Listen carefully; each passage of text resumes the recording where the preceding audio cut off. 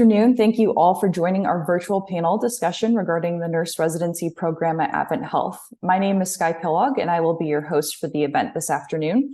I've been a member of the Corporate Human Resources team for the last 4 years, so I'm excited to be guiding this conversation, which I hope will be very informative and fluid, as we hope that you all are engaged and are encouraged to obviously speak with us and interact and ask the questions that you may have.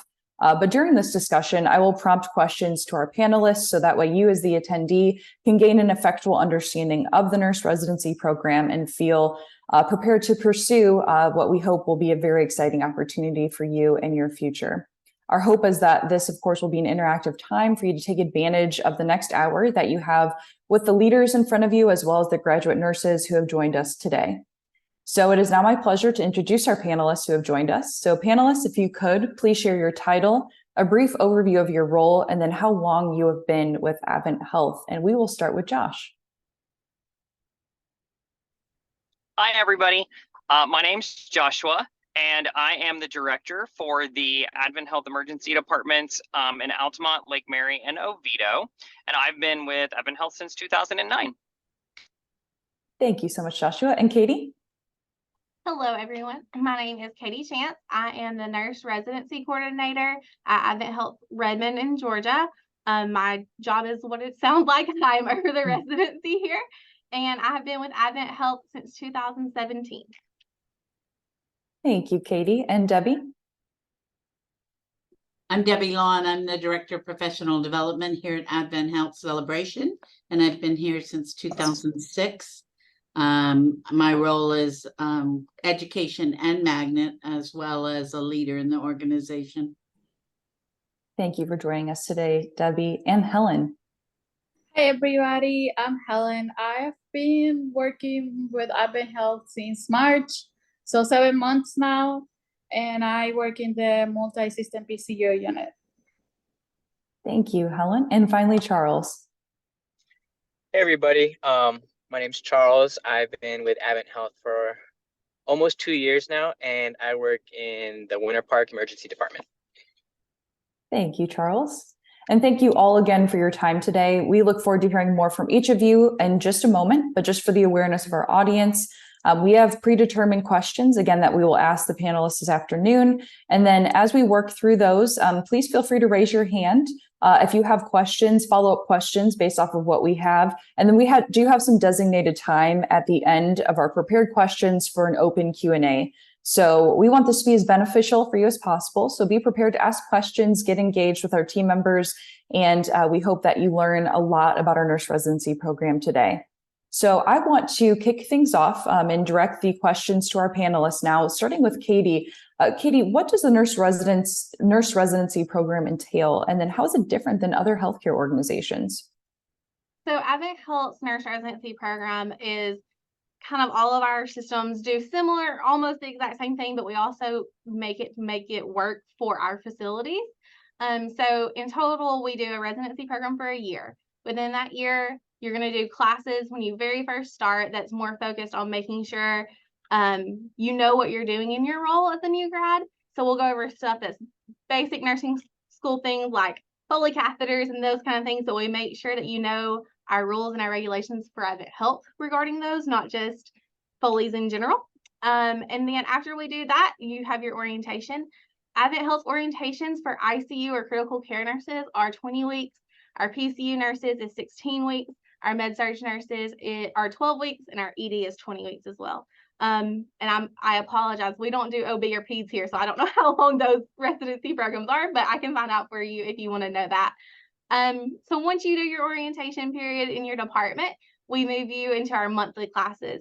Those classes are there to help you through your first year. There's a lot of ups and downs through your first year.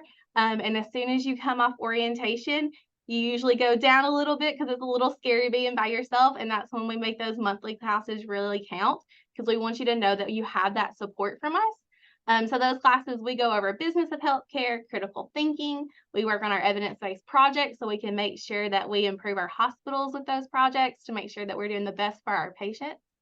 So that's kind of the residency as a whole, just very quick look at it. And then how it differs from other programs, one thing I know, not all places are a year long.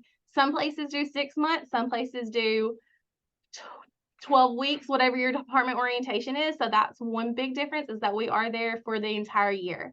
The other thing that I think is huge is for that second half of your year, during those 9 monthly classes, we do mentorship. So you are with a mentor that you pick, and it's somebody it doesn't have to be on your floor. It's just another fellow nurse that you work with. That's somebody that you can talk to and go to help you through that first year, which I think is huge, and it really helps our nurses get through that year. Awesome. Thank you so much, Katie, for that description and overview. And I did see a comment here in the chat about not being able to have your cameras on. So just know that I will be working on that for you all. I apologize that is currently not working, so I'll take a look at that. But again, Katie, thank you so much for that. And I want to switch gears to our nurse residents on the call. So starting with Charles, what made you take the leap with AdventHealth? Why did you end up joining us 2 years ago?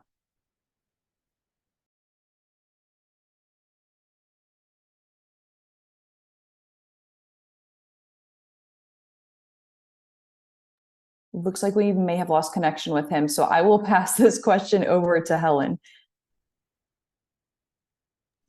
Hey everybody. Honestly, this is a hard question for me. I mean, all the questions are hard for me because I feel like there's not like a small, summary that I can give you. I talk a lot, but I'll try to summarize. So for me, I feel like I grew up Christian. My parents are both in the church, and I've been surrounded with like Christian values pretty much my whole like 23 years of life. So I was like, it makes sense. I went to an Adventist school as well. So I was like, it makes sense that I find a place where they share what I share, like what I believe. So I feel like, that way I will feel supported, like I can talk to my coworkers, hey, I'm going to a church potluck tomorrow, or like, oh yeah, I have Bible study class, or, like, it's not weird. Or like, if one of my patients, they're having a struggle with like their spiritual life, I can always be like, hey, like I can pray for you, like you want to pray together, so like it's not weird. Whereas like if you were to work somewhere else, you just feel like, oh, like should I tell them I'm Christian? Should I tell them that I'm like SDA? What if they just start telling me that they don't, you just feel like all that pressure. So I feel like for me, it was just like what I believed is exactly what AdventHealth stands for. So I felt like it will make sense and I will feel so comfortable, and I will also grow in my spiritual life, getting to know other people, their experiences. So I feel like that gave me that extra leap of faith that I needed. So it's been a very important part of my journey and my decision. Thank you so much for sharing that, Helen. And Charles, I apologize, we may have lost you there for a moment, but we were just asking, what made you take the leap to join AdventHealth? So, I was actually fortunate to get a little like sneak peek with AdventHealth with their nurse internship program. And from there, I was really like able to see how like the hospital runs. I got to connect with a lot of like CNOs and directors, especially the director of the ED, and they really showed us like what AdventHealth is as a like working there. Because even though I was still a student, last year I was able to, be a part of a team, and AdventHealth really did that. And not only that, like what really drew me to AdventHealth was their EdNIT program, which is the ED Nurse Internship Program, which is another specialty residency that AdventHealth has. And it's pretty cool that it's like nationally recognized. And I really wanted to be a part of that program to really like set my foundation for the emergency department. Perfect. Thank you so much for sharing that and sharing details about that program and that is available to new students. I think that's wonderful for everyone on the call to be aware of. And how do you feel the nurse residency program has helped you enhance your confidence and get started in your career as a nurse, Helen? Okay, so I feel like at the beginning, I mean, I started as a tech, so like I was exposed to like the environment prior. I was, a nurse. So I feel like it was a huge change of like responsibilities because, as a tech, you do basic things and stuff, but then as a nurse, you have so much more responsibility. You're actually, on charge of like people's lives, you know? So I feel like when I started my residency weeks, I was so nervous because I was like, man, it's like, I was wondering, is it gonna be like clinicals where I only do vitals? You know, I was like, I'm worried I'm just gonna be doing vitals and like just asking people if they had a bowel movement. You know, I was just worried that I was not gonna do anything.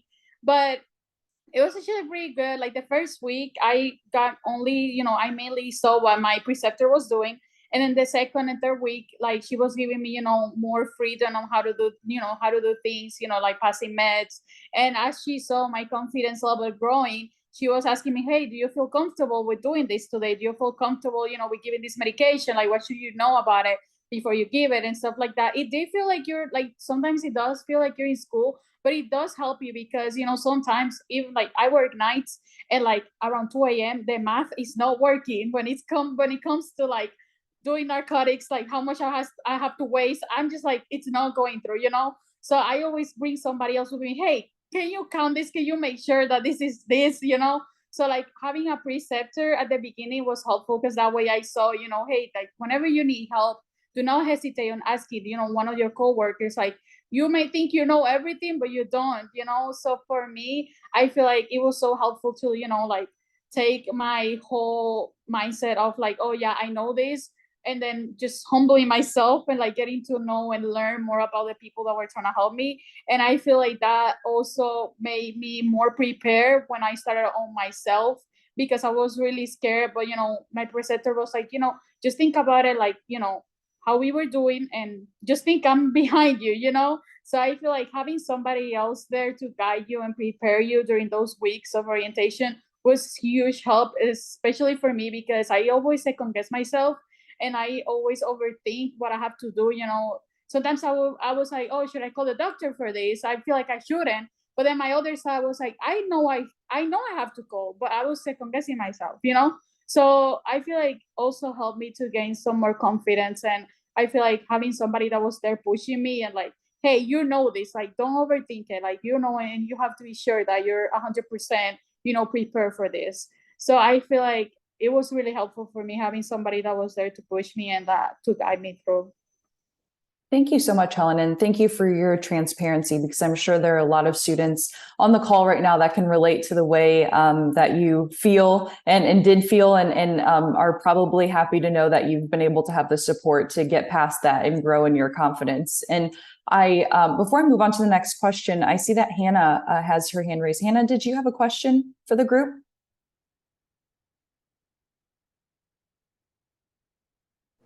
Oh, I'm sorry. I didn't mean to. Oh, no, that's okay. Nope, I just wanted to make sure. No worries. If you all do have questions, feel free to use the raise hand feature. I apologize that the video feed is not working for those of you that have tried to turn it on. But so please use the chat or raise your hand if you do have questions as we go along. I'd love to make sure that we answer any of your personal questions along the way and not just in the Q&A time. But moving on then, Debbie, I just want to turn this question to you. Why did you choose to work at AdventHealth, and why have you stayed for as long as you have? Great question. Thank you. I really, I've been a nurse for many years, and I was looking for organization that had a reputation of excellence. I was looking for an organization that I felt walked the talk. You know, when you work in a lot of big hospitals, although they're good, they may not all be equal. So you want to find that work environment that really suits you. And when I came here in 2006, I was the ER director and then moved into education. But the part that keeps me here is that we keep growing. We have a very active shared leadership, shared governance council with the voice of the nurses guiding our practice. I work with the chief nursing officer that supports research and finding new ways to do things. We've just implemented an LP and RN care delivery model. So we're not just doing the same old thing. And I really like that we're not staying stagnant, that we're working toward the future.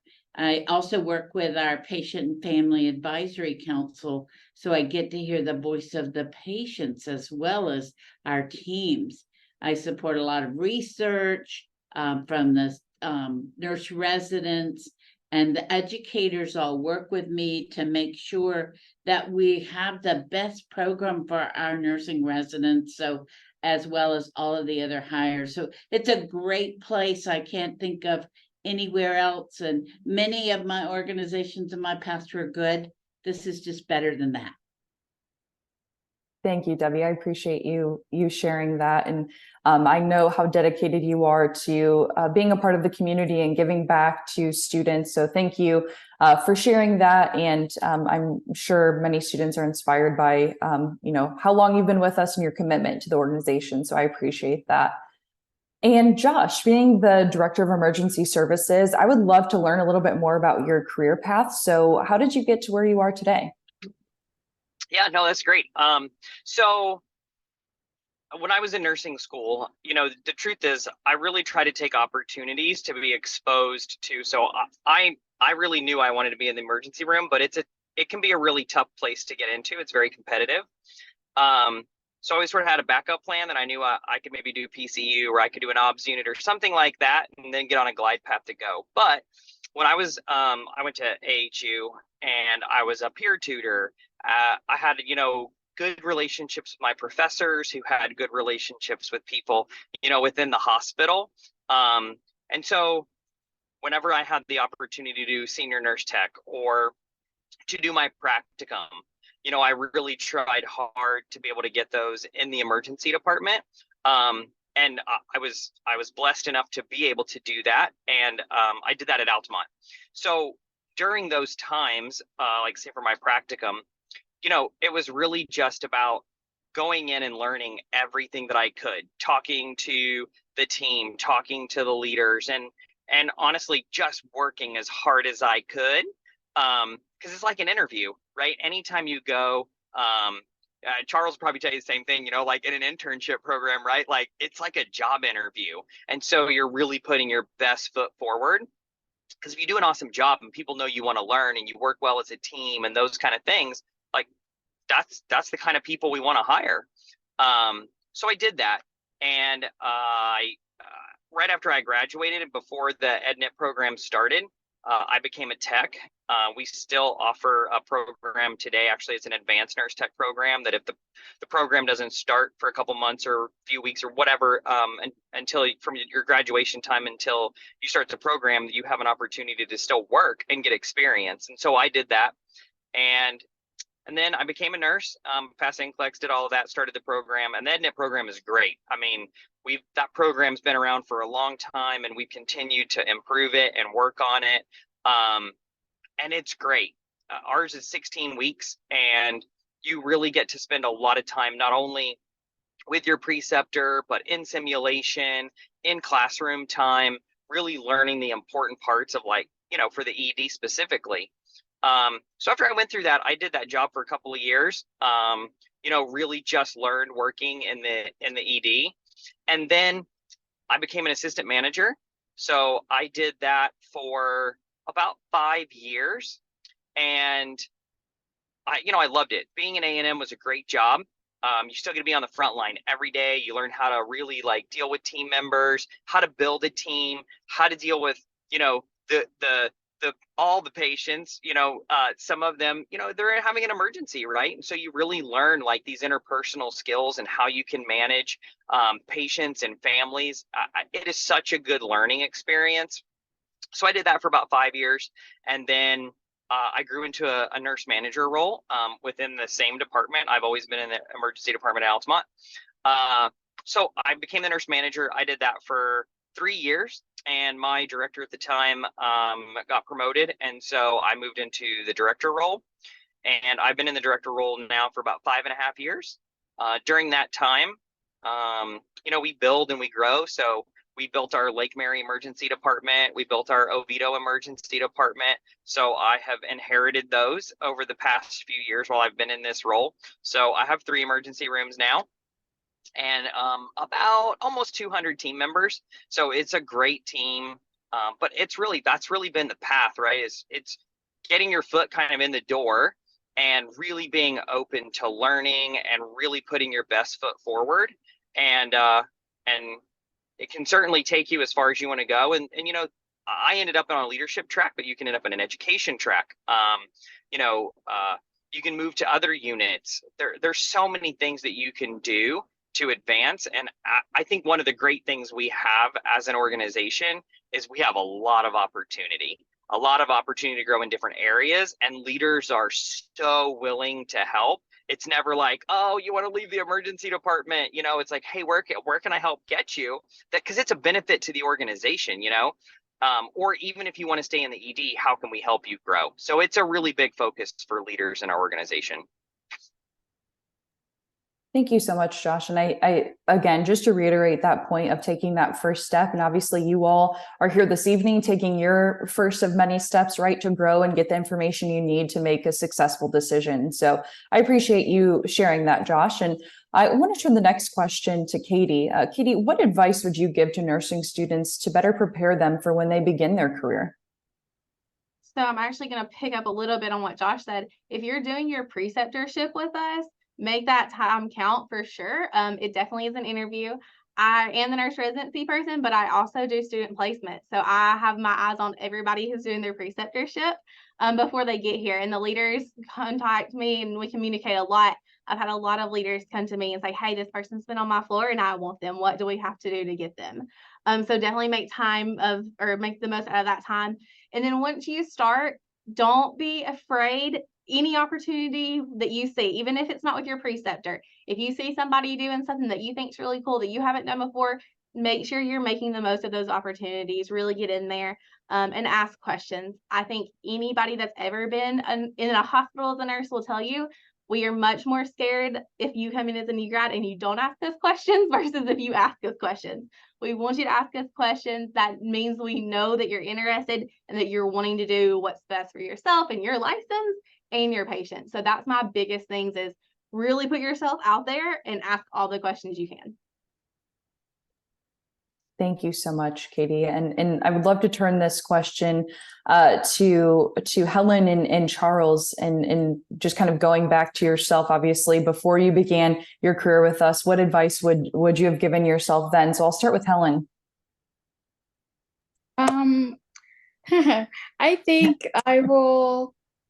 What advice? I think for me, this is like personal. I will always say, like, take time for yourself, you know, because I feel like it's very overlooked. Like, we're only like, you know, I was in nursing school, like, it's obvious that we're always, you know, studying to, like, you know, pass and make sure that we understand. And, you know, like, it's a constant fear and it's a constant, you know, state of confusion, and you don't know what to do, and then you're crying, and then you're in the nursing building and you never leave and you don't have social life. I feel like it kind of hit me my last semester that I was like, man, like, I feel like I didn't do as much as I wanted to. So I feel like for me, it's important, you know, like, study. It's not like, I'm not telling you, no, don't study. I'm just saying, you know, be dedicated to your studies and study enough, and make sure that you have an agenda, you know, like, hey, I'm going to do this day, you know, like, just set times and blocks. But always take, you know, even 10 minutes for yourself. Like, just take a deep breath, a small walk, I don't know, around the corner, or just call a friend. But always find a way to take time for you, because it is a huge thing, especially when you start working. Like, it's important, you know, like, even if, like, when you're able to manage when you're in nursing school, it'll be easier when you start working and you don't feel like you're drowning and you feel like it's so much that you can't take it. So I will advise, you know, take 5 minutes for yourself, 10 minutes, 30 minutes, whatever you want to do, whatever it is that you can do on, you know, those minutes, it's your time. So that way, then it can even be better for you. You know, you can even function better and think better in whatever task you have to accomplish. Very well said, Helen. Thank you so much for sharing that. I think that is a wonderful piece of advice, as you said, to continue on into your career as you become a nurse, to keep that in mind. So good to start practicing good self-care, mental health habits now, so that way it's incorporated in your everyday life. But Charles, did you have anything else that you would like to add to that as well? Sure. Like Helen was saying, like, a big thing that I had to learn, especially when I started, was invest in yourself. Especially working in the ED, you meet like hundreds of people on a daily basis, and you know, it's just a lot of, you know, you got to figure out like how to decompress everything that's what's going on, especially in the ER. One day it's really slow, next day you're doing compression, something's just always going on. And definitely finding ways to decompress outside the hours of work is super helpful, because if you can't take care of yourself outside of work, how can you take care of people during work? So I think that was a really hard thing to learn, especially like overtime sounds so great, that time and a half sounds really appealing, but by day 4, you're not really investing as much into the program, and that program is so vital because you're with someone who has years of experience, and I feel like that's where your focus should be. And so take that time for yourself, don't get too greedy yet. We're still learning. But it's the start of, long career journeys. Wonderfully said. Great perspective, Charles. I appreciate you sharing that. And now I want to direct a question to our leaders on the call. So I will start with Debbie on this one. What do you look for in candidates when considering this program, Debbie? Or just anyone really joining AdventHealth? I look for folks who are really passionate about what they do. You can feel a sense of energy and light and livelihood, interest. They want to learn, they express that interest. I look for basic eye contact values, that they express those, they can give good examples that they've experienced during their life. And I also look for somebody who wants to be in the profession for a while. Sometimes I think because we all want to grow, we want to grow really fast. And I like for you to have a little bit of time to really broaden your experience before you take off to the next level. So that is something that I look for. I also look for reasonable dress, presentation, professional, respectful, just some basic people skills. Thank you so much, Debbie. And Josh, did you have anything that you would like to add to that as well? Yeah, sure. So one thing Debbie said is really important, and it is people skills. So we are dealing with people every day. I think one thing that is really that comes across in an interview is how you're communicating. So if you're in an interview and you're really not saying a lot, you're not really having a conversation with the person you're interviewing with, like I would really encourage you to do that. Come with a list of questions. Like you're not going to know everything about a job. So coming with, hey, how does this work? How does your schedule work? What does it look like? How many days in sim? I mean, there's a bunch of questions you can ask. So I would say be prepared with that. We really want people who are curious, who are passionate about what you want to do. I would say that too. Sometimes I've done interviews where, we ask people like, well, why do you want to do this? And, sometimes their answers have been things like, well, I love science. Well, that's great. I'm glad you love science, because you need to be good and understand like the human body and all of those sorts of things. But I also want to hear about why you love people and why you love to care for people, right? So, I think Debbie's spot on those things. Those are the things that we're really going to look for. But definitely being prepared, asking questions, and really telling us about why you want to do what you want to do is really important. Thank you so much, Josh. And Katie, did you have anything else that you'd like to add to that as well? Yeah, this is kind of off, but something that I've noticed in interviews is we all know that we want to make good money and we want to know how much money we're going to make, and we're going to want to know all the shift is and all that, which is great. My advice on that would be ask that to whoever your recruiter and your talent acquisition is, not necessarily in the time of your interview. Your leaders are not going to have any say-so over what you make. We can't, or not say we, even the directors on the units, they can't really affect that. So take that time to really ask about the programs and the floors and the departments, and take that time with your talent acquisition person, whoever your recruiter is, take that time to talk about the pay side of things.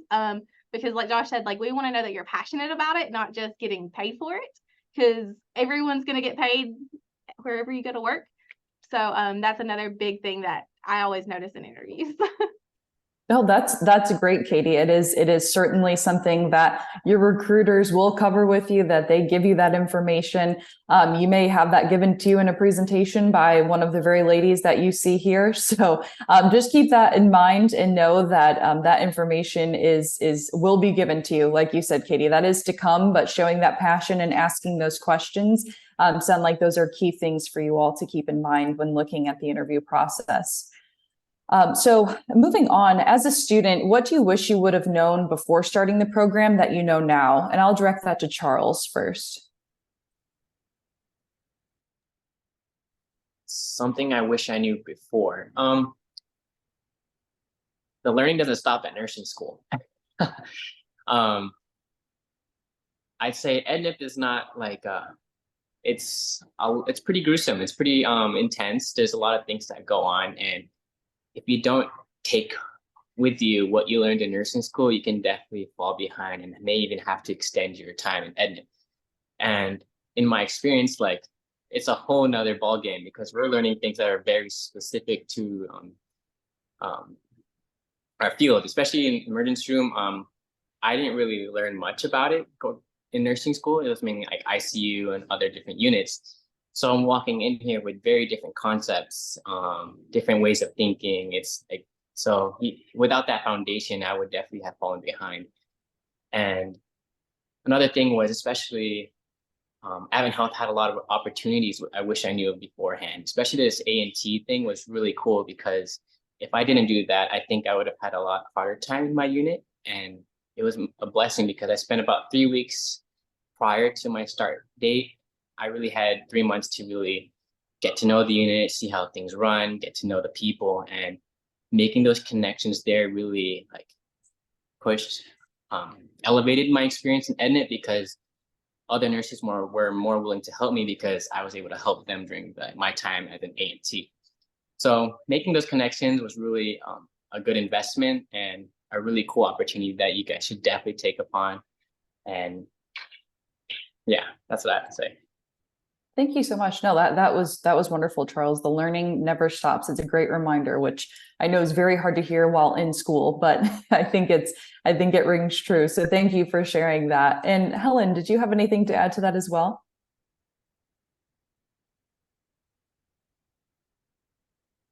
Sorry, I was trying to find the bottom.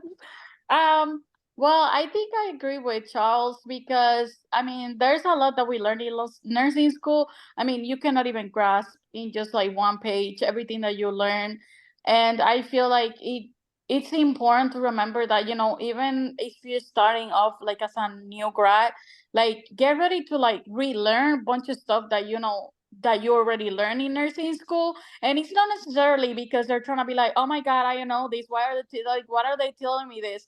Like at the beginning I was like, man, like I saw this in nursing school, I wonder why they're like telling me this again. And then I understood like things when you're actually applying things in your work, like at work, it's completely different than when you were in school. So then you're like, okay, now I understand why they were telling me this, and I already knew it. I only knew about it, but I didn't put it on practice until now. So how do you put it in practice if you don't know it? So I feel like for me, it was super helpful that even though I saw some stuff that I already saw in nursing school, like I saw it again. It was a good review, to be honest, because some of it was kind of like, not very clear to me in the past. So like I saw it again, and it just, helped me to like get a better understanding on like how to treat my patients and, how to approach things. Thank you so much, Helen. That is so true. Different. It is just such a transition. So I appreciate you both being transparent in that and sharing that. And I know, Helen, this was something that you shared earlier, just speaking about how it can be overwhelming and sometimes stressful, right? I mean, it's hard to avoid that when transitioning from school to a unit and joining the nurse residency program. So Debbie, what would you recommend to a student who is feeling overwhelmed? First of all, have a good friend. Don't be afraid to ask questions and talk it out. We really encourage the skill of debriefing. I like for folks to take a few minutes and talk about something that went well today, and then what was the most challenging and why. And as a preceptor, a mentor, I often find that I need to really give folks time to talk. So as those folks, we have to give them space, help build that relationship with them so that they can talk to us.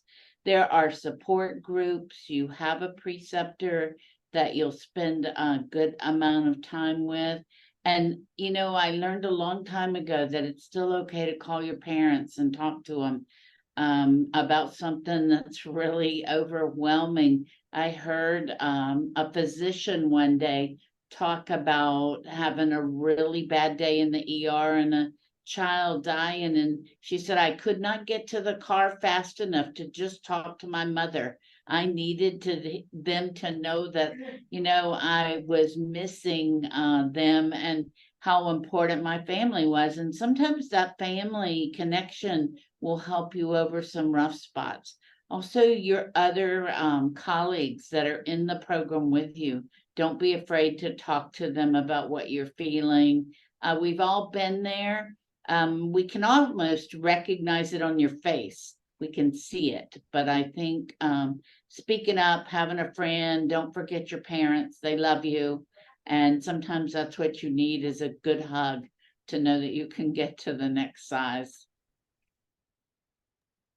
Thank you so much for sharing that, Debbie. And I think that's a beautiful reminder that family isn't always blood related, that you build a family when you join AdventHealth and you have that support in your unit, whether it's your preceptor or maybe someone else that you join the program with, and knowing you come in with that support built in is really such a comfort. So I appreciate you sharing that. And I know we're coming to close to the end of our predetermined questions. So for those of you that have some questions, some burning questions that you'd like to ask, get ready to ask those shortly.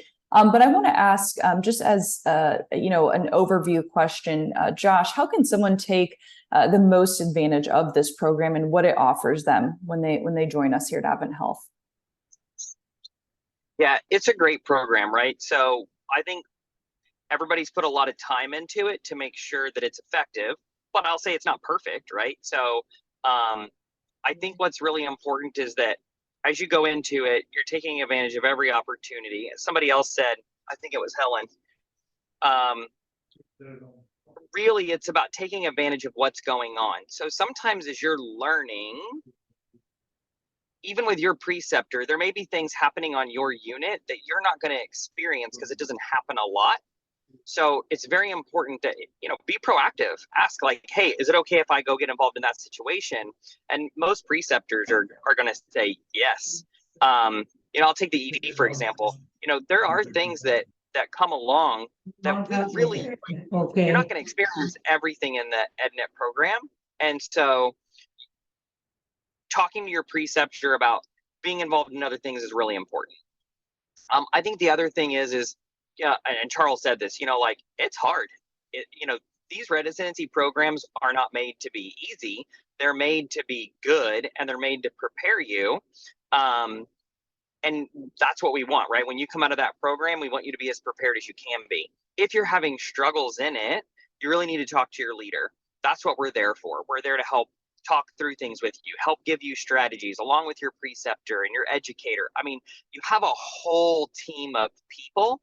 But if you're not speaking up, I mean, well, you have regular check-ins and all that kind of stuff. But if you're not telling us when we're meeting with you, if you're not coming to us when you have a bad day, then we're not going to know. And so I will tell you that the people who I think are really successful are the people who communicate really well, and they don't let things get to the point that they're like, I just want to quit. I don't want to do this anymore. It's too hard, right? The people who can come and say, hey, I'm having a struggle in this area, or maybe I need to work on my time management, and we can help walk through things with you. So I think that's really the important key parts is we're going to present you with a lot of opportunity. It's about taking it and then communicating if, you know, you're having struggles along the way.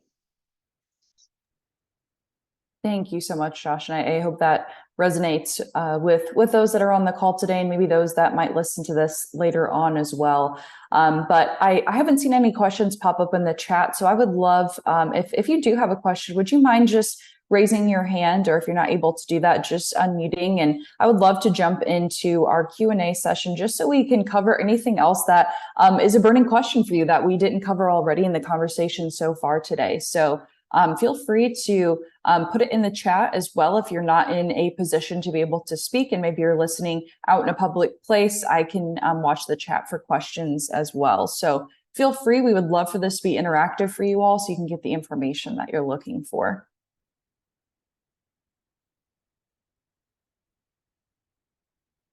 It looks like Wendy put a question in the chat. Does the application process include just references, or do you need letters of recommendation? I'd like to ask for letters ahead of my application in case they are needed. Is anyone able to answer that? I can answer that. Awesome, thank you. Can everyone hear me? Okay. Yes. Hello, everybody. I think it's always nice to have letters of recommendation. It can never hurt. The more the merrier. The more you have to show for yourself and you have people applauding you, people who know you really well. That's always great to have. It's not a requirement. So usually when you submit the nurse residency application, it typically asks for your resume and your BLS certification. So going past that, then you have to go and put like your transcripts, and that stuff comes later, but initially just your resume. And if you have references, then definitely put them, but you don't need it. Perfect. Thank you, Mika. And it looks like there is another question from Wendy in regards to the schedule of the nurse residency. So during the residency monthly classes, is it an all-day thing, or is it half day normal hospital shift and then half class time? Is anyone able to speak on that? I can do that one. So Thank you, Katie. Those monthly classes are 4 hours, and usually it's going to be you do your 3 12-hour shifts in addition to that monthly class. Residency is actually a 40-hour position because you're expected to do online learning. Every hospital ever has that. So you do your normal shifts on the floor, and then you have online learning, and then those classes are additional time besides your normal 3 12s. Thank you so much, Katie. And Wendy, if you have any follow-up questions to that, let us know. Feel free to unmute or drop that in the chat. And then we have another question here. So as it relates to mentorship, do you assist with that, or do we find someone on our own? And how soon do you recommend we get a mentor? I'm a current student at AHU. Can I chat about that for a second? Yeah, thank you, Josh. So I will tell you that I think having a mentor as often as you can is very important. I think choose wisely. So I went to AHU, and I actually had an awesome professor, and her name was Gage, and she was phenomenal. A great mentor, had been a nurse for a long time. She was a great teacher. We still talk today. I mean, this is many years later. And so I would say, like, once you get into even like the hospital, yes, absolutely. Having a mentor is great. So whether that's a nurse on the unit, whether that's your leader, whether that's like, there's plenty of people who can be a mentor and people who want to be. A lot of times I will tell you, I think it happens a little bit naturally, right? It's somebody that you work really well with in the ED, and they sort of, take you under your wing. And that would happen whether you're in ICU, whether you're on one of the inpatient units. Like it sort of happens that way. But if it doesn't, and actually sometimes people want a little bit more of like a formal mentorship. So I've had employees, not even people in my department, I've had employees come to me and say, hey, I would really like it if you would mentor me. And so we set up a year, once a month for a whole year. We meet, and we can walk through things that they're going through in their career. Where do they want to go? Education, lots of those different things. So if you want something more formal, it can certainly be set up. And I would say we really do that like leader to leader. So if maybe if I'm not the right person for you, can you hear me still? Sorry, I think my yes, we can. Okay, so it's really done like if I'm not the right mentor for you, because maybe you want to go in a little bit different direction, then we can set you up with someone. So there's definitely ways to get you a mentor. And I think it's absolutely something that you should participate in. Thank you so much for that. And I have another question here. It looks like this one is for Helen. What kind of patients are seen in the multi-system PCU versus a regular PCU? Helen had mentioned working in a multi-system PCU. Would you be able to clarify that for Wendy? Yeah, so there is like, I mean, I always explain to people that it's like the name, so multi, so you will see a little bit of everything. I mean, this past week I have a lot of patients with, I had two with like necrotizing pancreatitis. Then I had another patient with heart failure. And like, it really depends, you know, sometimes they come for, you know, admission from the ED. They are like sometimes ruled out from like, you know, COVID, or they also have other comorbidities, you know, they have like uncontrolled hypertension, and then that led to having a stroke, and then they were in the ICU, and then from the ICU they came to my floor, you know, as a ICU down.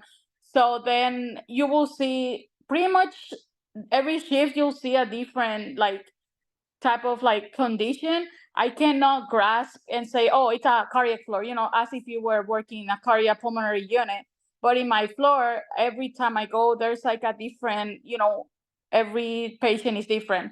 So some of them they can go all the way from having, you know, a post-stroke, or they can go all the way to like a very bad uncontrolled CHF, you know. So it really depends in that sense. I mean, if you go to another, you know, specific unit where like cardiopulmonary or bone marrow, those are more specific because you get the same patient population. But here it's just like a little bit of everything, which I think for some people they don't enjoy that it's so diverse. But I really like it because you get to see everything different. You see every patient as a different case, which enhances your learning. Because then if you get stuck in just one box, then you're just gonna see the same thing. And don't get me wrong, it's not wrong to go on a specific floor, but I guess that when you're starting, if you get like the whole grasp of like the whole diversity, same with the ED, you see everything, it just helps you to build up on like the type of patients you take care of. And then that way you're like, oh, I've seen this, I've treated like 5 patients, you know, like with that. So like then that way when you move to another floor and you see something different, even though it's on a specific floor and a specific specialty, you're like, oh no, I got it. I took care of patients with this. So I feel like it really enhances your learning because there's a little bit of everything. Wonderful. Thank you so much, Helen, for answering that question. And then we have another question in the chat, and then I see a hand raised. So I'll do the question in the chat here next. This is in regards to our benefits. And this is a wonderful question for everyone that everyone can benefit from hearing the answer to. So it looks like Julia is wondering how AdventHealth supports nurses who want to go back to school down the road. Is there financial help, or is there a program to be able to work while in the program and receive that financial assistance? So would anyone be willing to speak on that? Sure, I will. I just posted on the chat for you, Julia, but for everybody else as well, we do offer assistance for nurses who want to go back to school. And we use a program called Guild, which is part of your benefits as an employee. And we have programs that are completely paid for, and then some that you have that we cover a portion of it. But we for sure cover at least $5,500 per year towards an undergraduate degree, and $10,500 per year for graduate degrees. Thank you so much for that, Natalia. And like she said, that is in the chat too, if any of you need to go back and reference that information. And then I'm going to go ahead and let our guest that has their hand raised to be able to unmute if you would like to ask your question to the group here. Hello, everyone. So I had a question based on how competitive is it to get into the nurse residency program? And then do you guys go based off of any specifics such as GPAs or anything like that?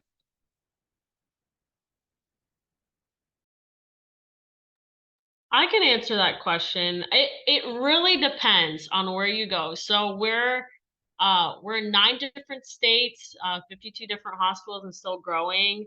And there's a lot of different factors. First of all, it depends on the unit that you're interested in. So there's some units that people are very interested in and have very high demand, but take less nurse residents, or some hospitals don't take any at all, say in labor and delivery or mother baby, NICU, peds. Those are more a lot more competitive. So what we typically encourage is, yes, we do take nurse residents in there and shoot for the moon, apply, but sometimes we encourage to start out at a more general unit where you can hone in all your skills like PCU or med surge, and get your foot in the door, and then get acquainted with the hospital, and then move on eventually. So I know some people are like, no, I'm ride or die, I want to, but I would say some units like that are more competitive versus like med surge, PCU. We typically take a lot more in those concentrations. And it also depends on the size of the hospital. So like some of our multi-state facilities, like North Carolina or Georgia or where else? Kentucky. Some of those are a little bit smaller, and they don't take as many nurse residents. But say in Orlando, there's a lot bigger of hospitals, so they take more residents. So it kind of depends on a lot of those different factors. And I hope that answered. I don't know if I answered all the facets, but I hope that helps. Micah, going with what you were saying, I don't want to interrupt anybody's questions, but based on my personal experience, I have a friend that she wanted to start ICU, and she was she was very encouraged. She said, no, like, I want to do that. I want to start ICU. And then somebody from another unit that is friends with her was like, hey, like, I feel like it would be good that you expose yourself, first on a general unit like med-surg or PCU. You build up on your skills, and then you can transfer when you feel ready. And you know what? I know that a lot of people don't like that because they feel like, no, I want to start. And there's nothing wrong. I'm not saying that you can't do it. But for me, in my personal experience, I was like, you know what? I just want to learn, how to do basic nursing skills. Like, I want to be confident, or like, I know how to do this. And then you move to another, higher level of care. Like, like Micah said, it's not like it's impossible. People have gone, straight up to ICU, but I've happened to know people that unfortunately they go in and then they feel so overwhelmed because it's so, they're like, oh my God, I feel like I'm going from 0 to 100 real quick. And, everybody's like level of like tolerance is different. So like, don't compare also to other people whenever you're applying. This is a huge advice I'm giving you. Just like go to like, there's an expression that they use in my country. Just like, tie yourself to where your sheet, allows you to. So like, just like go to where you know that you can handle it, because everybody's journey is completely different. What I can learn in 2 months, you can take 5 months, so nobody is the same. And I really 100% agree, because now I am trying to like apply to a higher level of care, but I've been working already in PCU for 7 months, and I feel so like confident in like so much stuff that I know, but I still know that I got a lot to learn, so like once you do that step of basic nursing skills and nursing level care, then you can think about moving higher. Not that you can't do it now, but it's just, some advice, so that way you understand more about like nursing in general. Awesome advice from both of you. I appreciate that. And I did just want to reiterate an answer to a question that Natalia dropped in the chat. And regarding Zoom interviews, I know some of you obviously may not be near an AdventHealth location at this point in time, but we do conduct Zoom interviews for those that are not in the area. So Natalia did confirm that. And we did drop some information in the chat as well in regards to the student loan repayment options that are available too. So again, supporting you all as nurses and helping you repay back those loans that you've taken out is another added benefit that AdventHealth offers as well. Any other questions for anyone? We only have a couple minutes left, but I just want to see if there are any other questions that we can answer for you all. Thank you for participating and sharing these questions. I think this has been beneficial for everyone. So thank you for those of you that have spoken up and gotten your questions answered this evening. Right, I don't see anyone with their hand raised. I see, I don't know how to say the name, but Meraldi's hand is raised. I don't know if, do you have a question? Actually, they asked their question earlier, so Oh, okay. I apologize. I think no, you're fine. She just put her hand down, so we are good there. No problem. Thank you for checking. Anyone else before we wrap up this evening? I think we had one more question from, we have two more. So Wendy said, how long does the application process take until you know how long you're hired? That depends as well, off of facility, off of hiring manager. Typically, so me and Natalia are the first point of contact when we go to the schools. And then from there, if you're willing to apply, then you go apply, and then there are actually regional recruiters and facility specific that then actually do the official hiring process. And usually me and Natalia help make those connections, put in a good word. And then past that, there could be like, oh, you're only available for an interview in like a week or two. And then say your hiring manager is on vacation, and then they can only see you in like 2 or 3 weeks. I know you guys are busy. Sometimes our leaders are busy. There's a lot of factors, but typically we try to get to you guys as soon as possible. And then the specific facility recruiter will talk to you, talk about the unit availability, and then schedule you with the specific unit manager that you're interested in going into. So that, again, I can't say a specific time period. It's usually a few weeks. It's not like months or anything like that. So that's what I would say about that. And then international, I know Kajal, we've connected before, and this is a little bit more of a challenging question just because international can be, there's a lot extra steps for that. But we actually had a recent virtual seminar for international students that I can try to share the recording with you, about a lawyer who was kind of sharing the ins and outs of that. So Kajal, I can definitely share that with you. And if anyone else on here is international, you can also drop your name in the chat, and then I can also share it with you as well. Thank you so much, Mika. And there was one more question in regards to the information that was shared regarding which degrees and schools are covered. Is that something that is able to be shared beforehand, or is that typically not until they are employed with us? Typically, it's like the portal for Guild is for internal employees. But I have like a general list that I think covers a lot of the schools we go through, that most people go and do further education. But again, you get a certain amount of money and you can choose where you go with that. So if you go somewhere more expensive, then you may not be able to get it all covered, but some online schools or other things, you can get 100% covered. But I can share that list as well.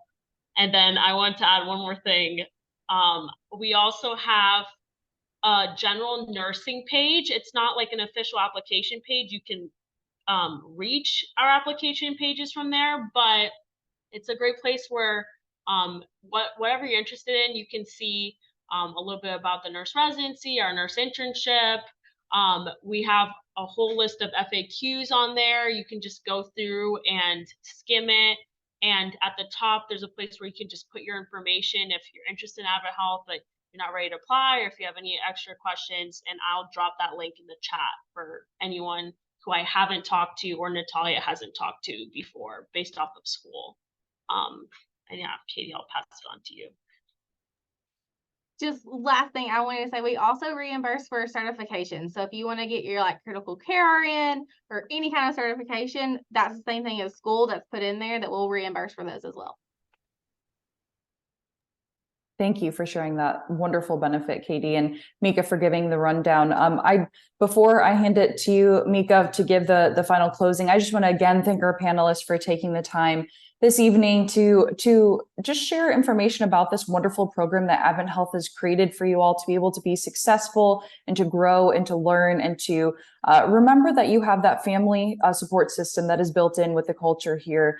And I appreciate the time that each of you took out of your busy schedules with school to join, and hopefully this was very beneficial for you. But Mika, I will pass it to you for closing call to action for the students that are on the call this evening.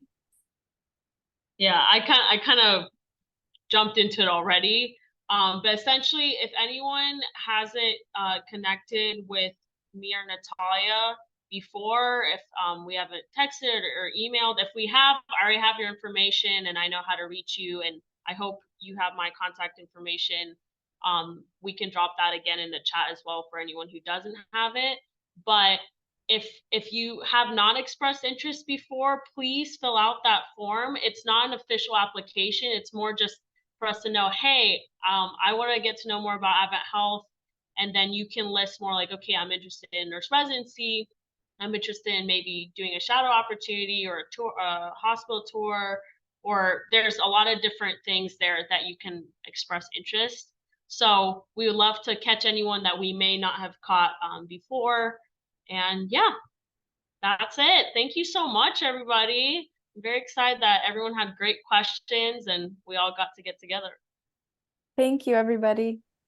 Thank you so much. I hope you all have a great evening. And this recording will be posted on our YouTube page at Life at AdventHealth. So feel free, if there's any information that you want to listen to, or if you think this would be beneficial for other fellow students, feel free to share that with them. I appreciate your time, and hopefully we will see you all very soon here at AdventHealth. But until then, have a wonderful evening. Thank you. Take care. Thank you.